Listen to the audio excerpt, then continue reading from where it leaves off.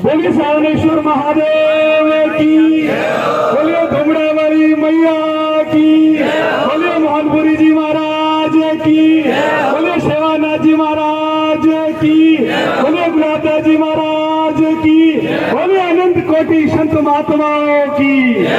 खूब खूब धन्यवाद। मंच पर विराजमान परम आदरणीय परम पूजनीय रबारी समाज की राजनीतिक ज्योत को पूरे विश्व में प्रकाशित करने वाले सम्मानीय ओटाराम जी, हमारे यूथ आइकॉन, युवाओं के अंदर लड़ने की क्षमता, हार के बिखरने का जो हौसला मिलता है, जब गिर जाते हैं फिर उठने की हिम्मत पैदा होती है, ऐसे हमारे लोक लाडले यूथ आइकॉन सम्मानीय रतन जी के लिए जोरदार तालियों से स्वागत करेंगे।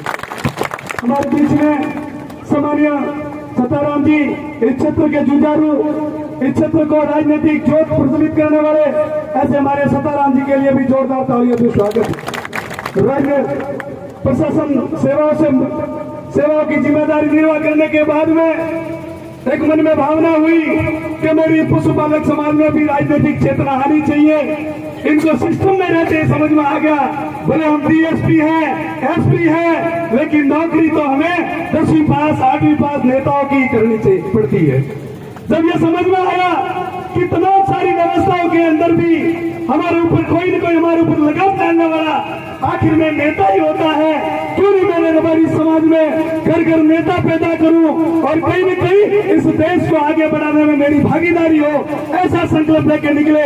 भंवर जी साहब के लिए जोरदार तालियों से स्वागत। हमारे गणेश जी, हमारे सम्मानीय मंच पर विराजमान जगदीश जी, हमारे सम्मानीय भूपेंद्र जी और तमाम सारे मंच के मंसासीन, सबका मैं समय के अभाव में सबका सम्मान करता हूँ, प्रणाम करता हूँ।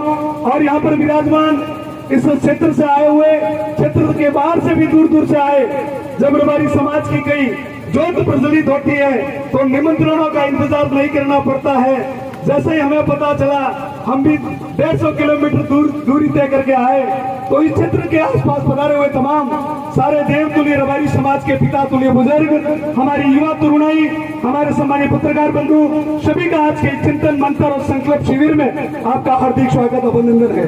मित्रों, मैं ज्यादा बात नहीं करूंगा, समय से बंधा हुआ हूँ। आज मैं यहाँ पर पीले सावड़ देने के लिए आया हूँ।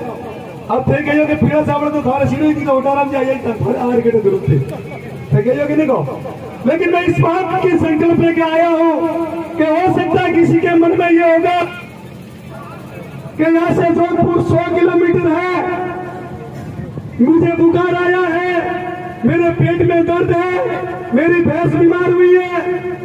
ये कई सारे बहाने हो गए आपके पास में। इसके लिए मैं आपके बीच में आया हूँ कि ये 18% शरीर लेकर आपको पीले चावल देने के लिए आया हूँ कि जोधपुर आपको आना है। अब आपके पास में कोई बहाना नहीं होना चाहिए। मैं कुछ दिन पहले यही पीले चावल लेके मैं महाराष्ट्र की धरती पर गया, गोवा में गया, लोगों ने कहा फूल बारिश है, बड़ी स्लिप हो जाती है, गिर जाते हो। मैं को राजनीति के दृष्टिकोण से मेरे से ज्यादा मेरी समाज गिरी हुई है, उस समाज को उठाने के लिए मुझे गिरना पड़ेगा तो कई बार गिरूंगा। लेकिन मैं इसलिए आया हूँ कि आपके पास में कोई बहाना नहीं होना चाहिए।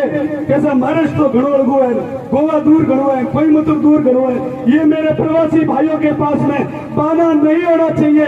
इसके लिए मैं आज इस महाकुंभ की झोली लेकर आपके सामने भीख मांग रहा हूँ कि आपको अधिक से अधिक संख्या में उस सूर्य नगरी में एकता अखंडता का संदेश देना है। अगर नहीं पहुंचे, आने वाली पीढ़ी आपको माफ नहीं करेगी, यह मैं आपको कह सकता हूं। इसलिए जागने का समय है अपनी जगह, तो आने वाले बच्चे आपको पूछेंगे और हमें भी पूछते हैं। छोटे छोटे बच्चे, कोई विधायक साहब आवे माड़ा फेरावा क्या एड़ा विधायक ऑपरेट नहीं देता, क्या ओपोनेंट सिस्टम में आवारो हक नहीं है, हमारे पास कोई जवाब नहीं होता।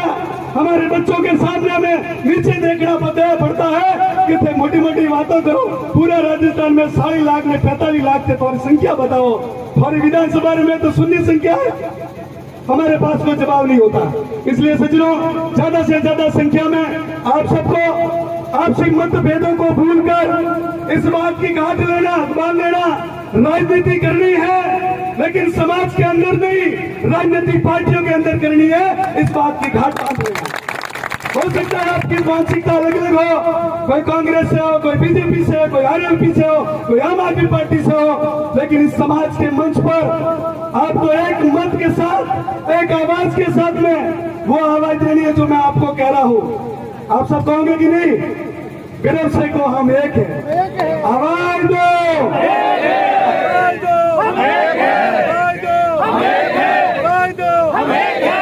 धन्यवाद। शायद इलेक्ट्रिसिटी भी मुझे सहन नहीं कर पा रही है, इसके लिए